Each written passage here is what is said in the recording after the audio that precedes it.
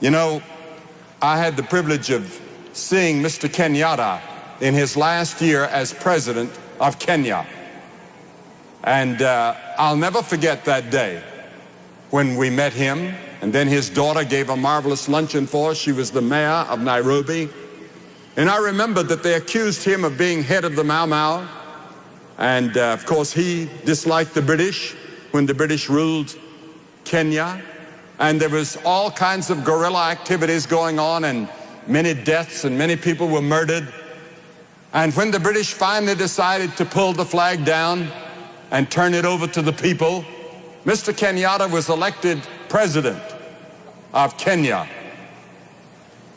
And he got up on the radio. They didn't have television in Kenya at that time. And he got on the radio and he addressed the nation. And the British were frightened as to what he would say, because they thought there might be a great slaughter of British people.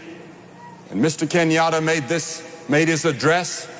And then he said toward the end of his address, "I forgive you. You have accused me of many things and you've put me in prison. And I've suffered much. But," he said, "I want you to know I forgive you.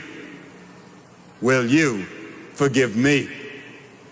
And all over Kenya, there was a relaxation and prayers of thanksgiving, because two sides were forgiving each other, and Kenya has become one of the great countries of all of Africa, and certainly one of the great democracies in Africa. Mr. Moi is now the president of Kenya, and he was vice chairman of our last crusade in Nairobi, because a man dared to stand up and ask the people to forgive him.